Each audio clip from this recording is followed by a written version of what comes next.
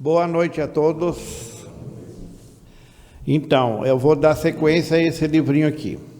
Se o Pedro continuar me convidando, cada vez que eu vier aqui eu vou falar em torno de uma das mensagens. Esse livrinho ele foi psicografado pelo Chico e o espírito que entra em contato com o Chico se chama Neio Lúcio. Quem leu 50 anos depois é um dos personagens lá. E ele também teve uma encarnação no Brasil, onde se dedicou à educação. E esse Neio Lúcio, que aqui o nome dele era Arthur Joviano, ele foi pai do chefe do Chico na Fazenda Modelo, lá em Pedro Leopoldo. E porque é interessante que a gente, já que nós estamos no Espiritismo, eu considero que o Espiritismo ele não cura ninguém, ele não melhora ninguém, mas ele nos ensina a melhorar. Porque ele vem justamente para abrir nossos olhos.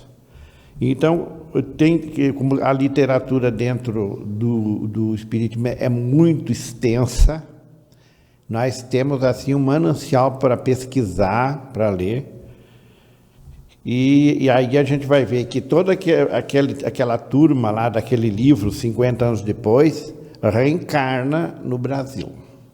Muitos deles repetindo o mesmo papel de pai, de esposa, de filhos e assim por diante.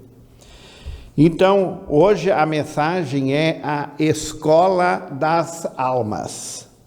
Onde seria a Escola das Almas?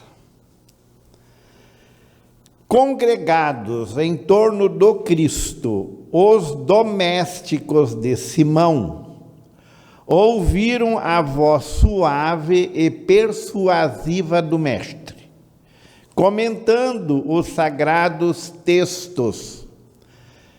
Na primeira mensagem, a gente já comentou que no primeiro dia que Jesus esteve lá na casa de Pedro, uma casa simples, uma casa de um pescador, lá está Jesus, com poucas pessoas, o espírito mais evoluído que encarnou na Terra. Então, por isso que eu acho esse livro muito, muito importante que a gente reflita em cima dele, porque aqui a gente está vendo o exemplo de... Qual é o exemplo que esse espírito, que provavelmente é o único espírito puro que passou por aqui, o resto de tudo, ou alguém de nós se acha espírito puro. Aquele lá da primeira ordem, né? Aquele que não precisa mais reencarnar.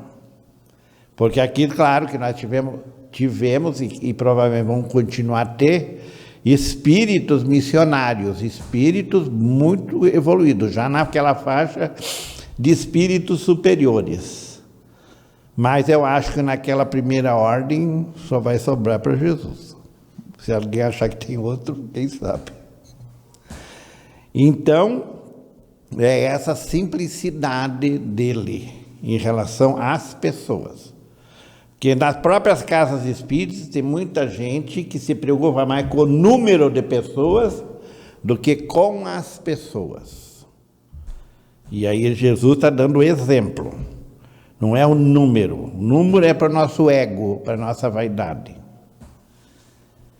Então ele está lá na casa de Pedro. Primeiro, aqui a gente vê que foi Jesus que começa o estudo, porque eles começam a falar sobre os textos sagrados, que são os livros que estão lá na Bíblia, lá no Antigo Testamento. E a gente vê nesse livrinho que eles pegam muito os profetas. Quando a palavra divina terminou a formosa preleção, a sogra de Pedro indagou inquieta. Então, o primeiro papa da Igreja Católica era casado. Tinha uma sogra. Então, e ele provavelmente só ficou sabendo séculos depois que era o primeiro papa. Porque tudo nós já cruzamos pela Igreja Católica Apostólica Romana. Se não nessa encarnação, provavelmente por outras encarnações, e não uma vez só. Porque todo espírita, ele já é cristão há muitas encarnações. Agora, se a gente é um bom cristão, aí que está a história. Senhor, afinal de contas, que vem a ser nossa vida no lar familiar. Quem não tem uma família? Pode ser que tenha pessoas que foram órfãos, foram criados, mas mesmo assim participaram de alguma coisa. Mesmo as que estiveram em orfanatos, tem aquelas pessoas, lá para trás eram os padres, as freiras, e até hoje existe, que muitas vezes até o próprio Estado é que tem já. Não faz muito tempo a gente ia lá naquele Lar do Carinho, porque a gente levava, volta e meia as crianças, quer dizer, eles fretavam um ônibus e iam lá para um sítio que nós temos. E aí passava o domingo inteiro lá. Então era uma época ainda que era, quem administrava lá era o GAPA. Então eles tinham um trabalho muito bonito. Depois parece que caiu na mão do Estado e a coisa ficou diferente. Então a gente tentou algumas vezes lá fazer alguma coisa nesse sentido, mas não recebeu muita atenção nesse sentido. Mas porque as crianças que estavam lá, elas, no início, todas eram filhos de soros positivos. Pessoas que tiveram AIDS, muitos deles desencarnaram e as crianças ficaram. Boa parte das crianças eram soro positivo. Houve casos lá que relataram que a criança negativou com o tempo, porque hoje já existem casos relatados nesse sentido de adultos. Contemplou-a ele significativamente, demonstrando a expectativa de mais amplos esclarecimentos, e a matrona acrescentou: iniciamos a tarefa entre flores para encontrarmos depois pesada colheita de espinho. Será que é assim mesmo? Como é que é a nossa família? Já quando era pequeno, uma vez eu vi alguém dizer assim, família só é bonita em fotografia. Será que é?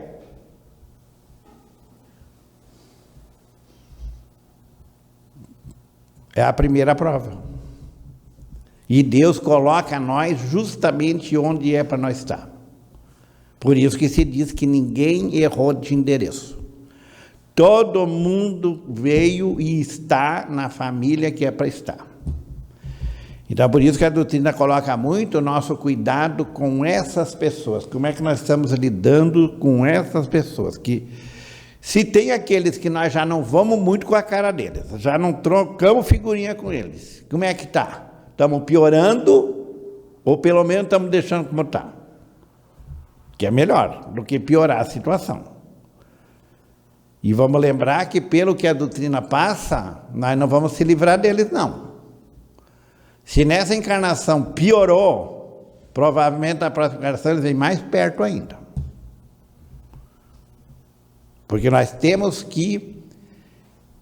O que é o epílogo da vida de Jesus aqui, não é o perdão? O que o nosso irmão leu há pouco aqui, Hoje ainda eu vi uma frase que dizia assim, 3 palavras difíceis de nós falar. Paralelepípedo, inconstitucionalissimamente, e a outra, desculpe.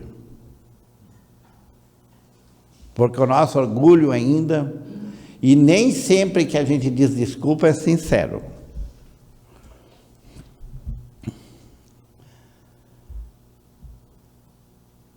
No começo é a promessa de paz e compreensão. Entretanto, logo após, surgem pedradas e dissabores. Qual é o casal que não começou com promessas de paz e compreensão? E dura quanto tempo? Enquanto tem fogo. Acabou fogo, já aí... tu me enganou, tu não era assim. Ué, e eu não fui cego então, ou cega? Porque a atração, Deus nos atrai pela lei de atração, que pode virar amor. Por isso que eles dizem que a maioria dos casais estão juntos não por afinidade, mas por compromisso, por débitos que já adquiriram em outras vidas. Então, vocês vejam que, e na nossa sociedade de hoje, continua tudo igual. Já bastante evoluída intelectualmente, mas é aí. E nesse lado. O sexo, ele não continua sendo um tabu, ou a gente fala abertamente sobre ele? Sexo é divino. Se não tivesse sexo, não estava aqui. A natureza não existia.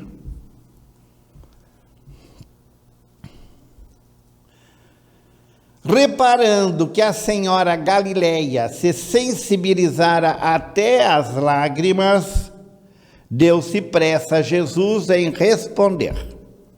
Jesus sempre vai fazer uma conversa ao nível da pessoa, para que ela entenda. Por isso que as parábolas são historinhas. E mesmo assim muita gente não entende. O lar é a escola das almas, o templo onde a sabedoria divina nos habilita pouco a pouco ao grande entendimento da humanidade. Olha quanto que é sério isso. Como é que nós queremos ser bom na sociedade se lá dentro da nossa família ainda nós temos situações graves? Se nós não entendemos aquelas poucas pessoas, como é que nós vamos entender a humanidade? Por isso vai ficar bem claro, se eu tenho um mau relacionamento dentro da família, na sociedade eu vou ser igual. Porque não é as mesmas pessoas, mas as pessoas são muito parecidas. A mesma coisa nesse troca-troca que muita gente faz durante uma encarnação. E o bom exemplo, o mau exemplo já veio dos grandes artistas, né? De Hollywood. Tem a gente que contava quantos casamentos, quantos divórcios já tinha tido. Pois é, hoje a coisa... E aí, como é que é esses relacionamentos? Como é que são as lembranças? Porque são coisas assim que, se nós estamos ligados naquelas pessoas, pelo defeito delas, pelo que elas nos aprontaram e assim por diante, por que a gente não começa a refletir melhor e começa a rezar por essas pessoas? Criar um elo de compreensão, que ele fala, sempre se fala em compreensão. Eu já vi criança dizer assim, ó, nessa casa ninguém me compreende. Então, vocês vendo, compreensão, porque não tem uma pessoa que não queira ser compreendida. E assim, e como é que a gente lida em relação aos outros? E sorrindo perguntou: que fazes inicialmente as lentilhas antes de servi-las à refeição? Nós não costumamos comer lentilha, a não ser num dia por ano. Réveillon, para dar sorte. Senão é o nosso feijão mesmo. Então, como é que se prepara esse feijão? A interpelada respondeu titubeante: naturalmente, Senhor, cabe-me levá-las ao fogo, para que se façam suficientemente cozidas. Depois, devo temperá-las, tornando-as agradáveis ao sabor. Uma coisa tão elementar que é a comida, que ninguém vive sem uma comida. Então, se existe comida, tem alguém que prepara aquela comida. E muitos de nós foi a nossa mãe. Hoje, claro que as coisas estão começando a se diferenciar. Hoje tem restaurante, tem gente aí passando marmita, né, e assim por diante. Mas alguém está preparando aquele alimento lá e se dedicando àquilo. Então, é o que ela está colocando aqui. Não é simplesmente pegar e botar no fogo. Você vai temperá-las. Você vai escolher. Hoje o feijão geralmente vem limpinho. Mas quando eu era criança, a minha avó, que eu gostava de ficar na casa da minha avó, de noite ela espalhava o feijão na mesa assim, para escolher. Então a gente ia escolhendo. Tinha pedrinha, tinha uns que não abriam, tinha várias coisas assim que eram... Tem uns que estavam murchos, que não ia colocar. Então, é separar. Pretenderias também, porventura, servir pão cru à mesa? De modo algum, tornou a velha humilde. Antes de entregá-lo ao consumo caseiro, compete-me guardá-lo ao calor do forno. Sem essa medida, então, farinha, o trigo. Uma espiga de trigo tem quantos grãos? Porque é outra coisa que nós que somos corremos muito atrás da grandeza, das coisas grandes. O que é essas coisas grandes? É a soma das pequenas. Um saco de trigo são milhares e milhares de grãozinhos. 5 quilos de arroz que nós compramos lá no supermercado. Alguém já parou para contar quantos grãozinhos tem ali? Pode contar meio quilo, né? Depois só multiplicar. Ou 100 gramas.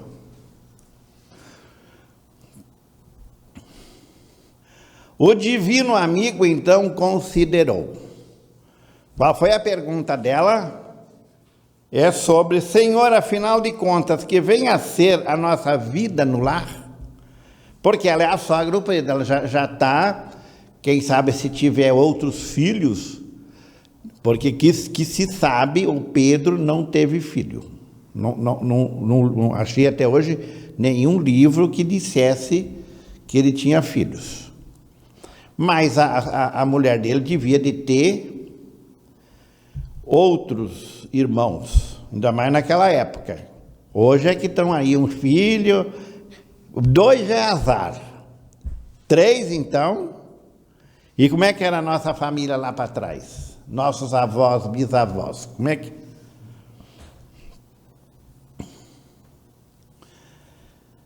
Há também um banquete festivo na vida celestial.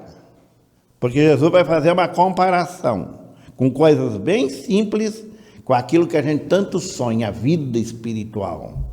A eternidade. O que é isso, eternidade? Infinito. Até onde vai o infinito? Há também um banquete festivo na vida celestial, onde nossos sentimentos devem servir à glória do Pai. Como é que são nossos sentimentos? Porque geralmente as pessoas se queixam muito uma da outra. Vive envinagrado, vive azedo. E aí vai vindo a idade do corpo e azeda mais ainda. O corpo pode azedar, agora não quer dizer que a pessoa tem que ficar azeda também, né? O corpo, queira ou não queira, pode ficar se alisando aí, se recalchutando. A estrutura, até hoje não tem placas assim, né? Fazem umas próteses e coisas assim, mas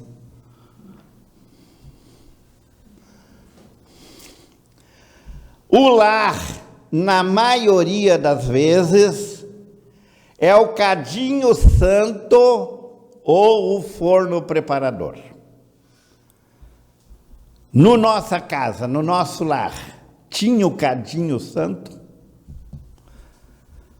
Claro que todos tiveram. O problema é que nós muitas vezes se apegamos muito mais às coisas ruins do que às coisas boas.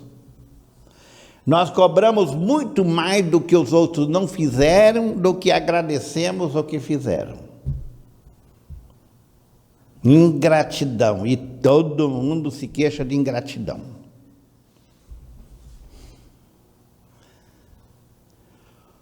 O que nos parece aflição ou sofrimento dentro dele é recurso espiritual.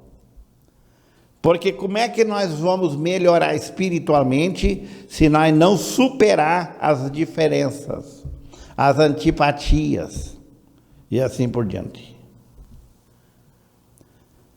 O coração acordado para a vontade do Senhor retira as mais luminosas bênçãos de suas lutas renovadoras, porque somente aí, de encontro uns com os outros, examinando aspirações e tendências que não são nossas, observando defeitos alheios e suportando-os, aprendemos a desfazer as próprias imperfeições.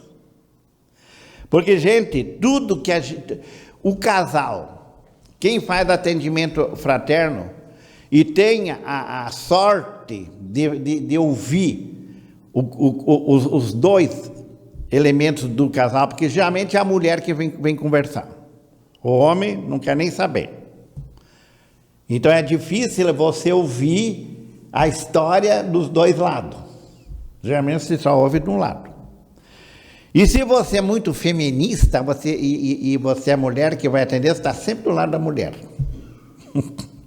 Ela que é a vítima. Eles que são os piores. Mas eu já tive esses casos de ouvir ambos, tanto o companheiro como a companheira. A história é a mesma e as queixas são as mesmas. Os mesmos defeitos que um acusa no outro, o outro acusa naquele. Está vendo? Porque são as imperfeições que nós temos. A própria psicologia vem trazer isso aí sobre o espelho, o nosso espelho. Quem é o nosso espelho? É quem Deus coloca junto de nós. A minha mãe morou comigo muito tempo, acho que uns 17 anos. E eu vivia querendo mudar ela. Ela, né, minha mãe, ela que tinha que mudar, não eu. E um dia veio bem lá dentro da cachola, não foi no ouvido, foi lá dentro. Você é igualzinho a ela. Daí eu pensei, realmente, porque todo mundo diz, vocês são tão parecidos. A partir desse dia eu comecei a rever essa minha...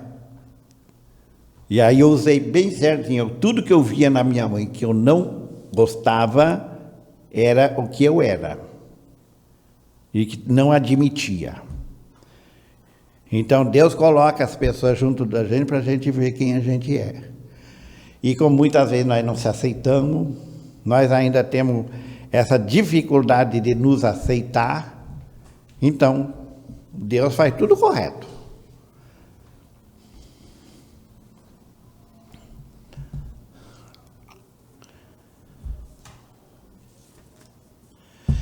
Nunca notou a rapidez da existência de um homem? Qual é uma encarnação? Quanto tempo nós vamos ficar aqui, será? Alguém, eu acho que cada um já imagina, né? Será que vai passar dos 100? Olha que eu tenho muita gente que está passando já. Quantos aqui vão passar dos 100 anos? Então, imagine só, se hoje nós somos rabugentos, será que a coisa não vai piorar? Quer dizer, vamos ficar aqui encarnados, né, fazendo tudo que a ciência traz, né, para a gente se manter aqui. Mas, segundo a espiritualidade, uma encarnação, por mais tempo que ela tenha, é um relâmpago na eternidade.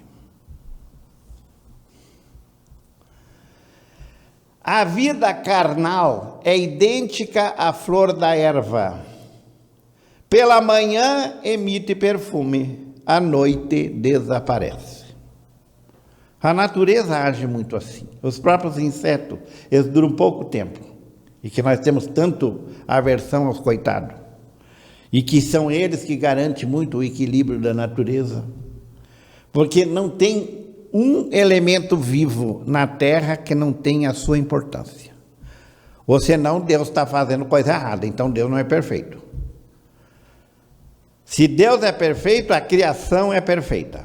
O problema é nós que não sabemos lidar com ela.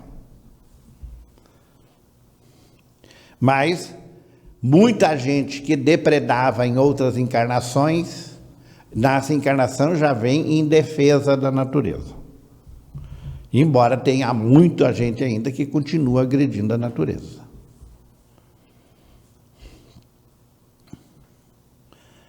O lar é um curso ligeiro para a fraternidade que desfrutaremos na vida eterna.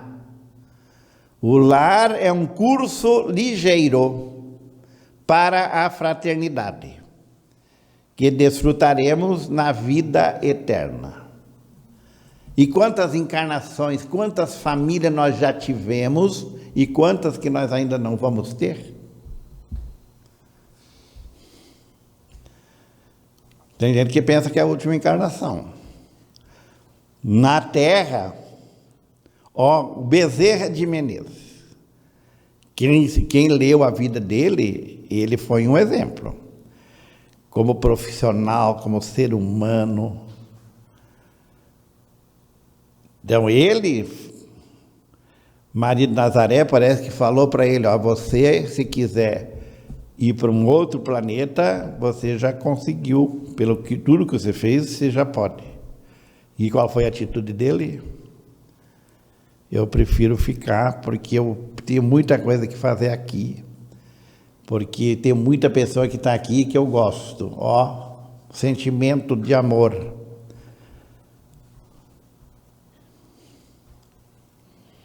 Porque no livro Renúncia, quem de nós pode dizer que está perto da Alcione? Mais um livro para quem não gosta de ler, ó. Mais um livro para um exemplo de espírito que já está num orbe muito mais evoluído que aqui, mas pede lá para reencarnar na Terra, para resgatar um ser que ficou aqui. E esse ser só cai a ficha quando ela já está desencarnando nas mãos da tirania dele.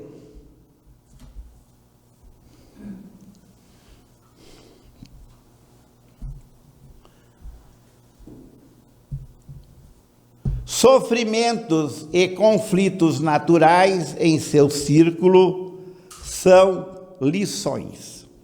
Por isso que na vida tudo é lição.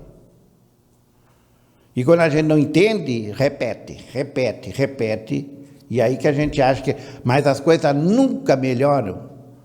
Não são as coisas, sou eu que nunca melhoro. A sogra de Simão escutou atenciosa e ponderou: Senhor, e as criaturas, porém, que lutam e sofrem, no entanto, jamais aprendem? É os teimosos, que está cheio. Será que nós não somos um deles? Aquela pessoa que teimosa. Não mudo. Nasci assim, vou morrer assim. Porque uma das coisas mais inglórias é nós querer mudar alguém. Agora nós podemos começar a pensar em relação a nós.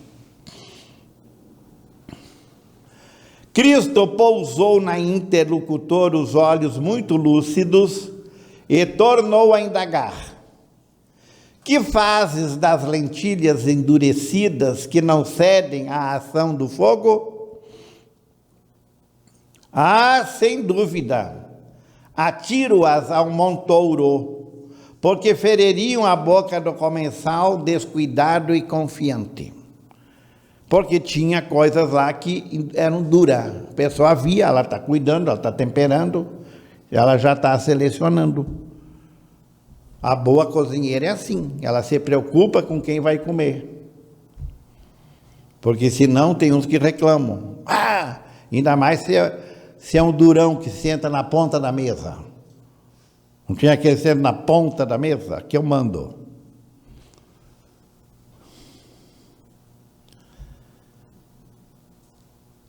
Ocorre o mesmo, terminou o mestre, com a alma rebelde às sugestões edificantes do lar. A luta comum mantém a fervura benéfica.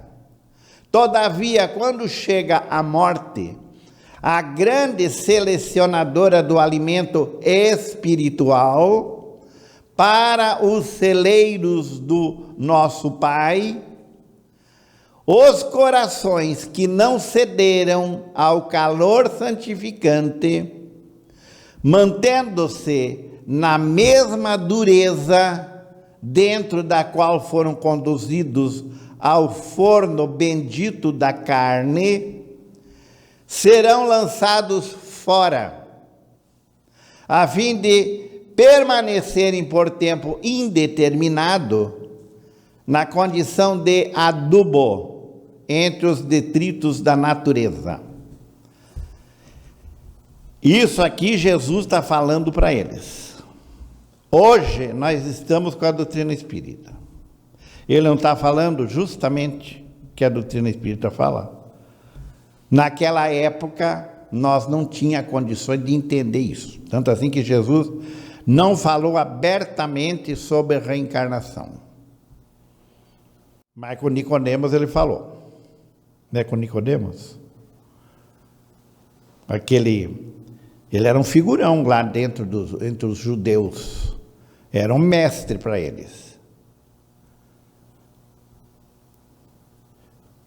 Que queria saber como é que eu vou entrar no ventre da minha mãe. Daí Jesus falou para ele: você que é mestre aqui, não entende, que dirá o resto? E tinha 2 apóstolos que estavam com Jesus, Tiago e André.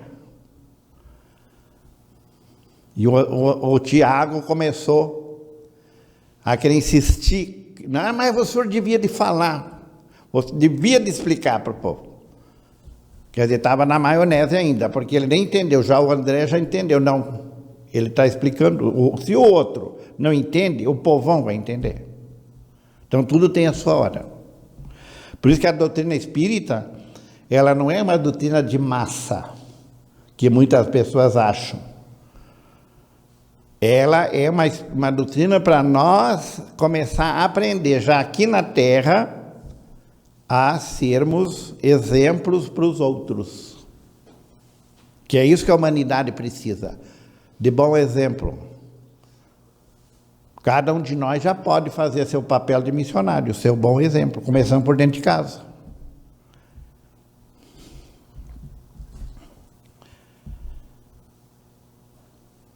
a fim de permanecerem por tempo indeterminado na condição de adubo entre os detritos da natureza.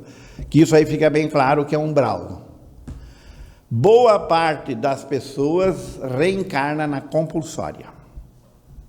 Será que foi alguém de nós? Não se preparou, não tinha condições de se preparar. Então, espíritos mais evoluídos fizeram o melhor, que quem sabe muitos de nós... Porque com o livre-arbítrio é uma concessão de Deus, mas isso não quer dizer que a gente não erre. Quando a gente se prepara para reencarnar, sempre tem aqueles que, meio arrogante, meio prepotente, que dizem, não, deixa comigo que eu faço. Está cheio de gente aí, deixa comigo que eu faço. Critica o que o outro fez tudo mal feito. Deixa comigo. Depois faz pior. Então, muita gente se arroga que vai vir e quer aquele tipo de encarnação e que vai vencer. E volta pior, mais comprometido. No livro Céu e Inferno tem vários casos desses. Que naquela época os espíritos foram evocados e eles mesmos contam por que eles já tinham. Então, ali fica bem claro que se nós quiser, nós até podemos receber. Mas e daí? Não quer dizer que nós temos condições. É o nosso orgulho, é nosso convencimento em querer dizer que faz e depois não faz. Quanta gente que é boa no emprego, depois perde o emprego. E sai de lá, mas como eu perdi o emprego? E aquele outro? Porque ele sempre se acha mais. Aquele outro estava menos. Ele que era o bom. Então tá, meus irmãos. Muito obrigado, e tudo que aqui foi dito, primeiro serviu para quem falou.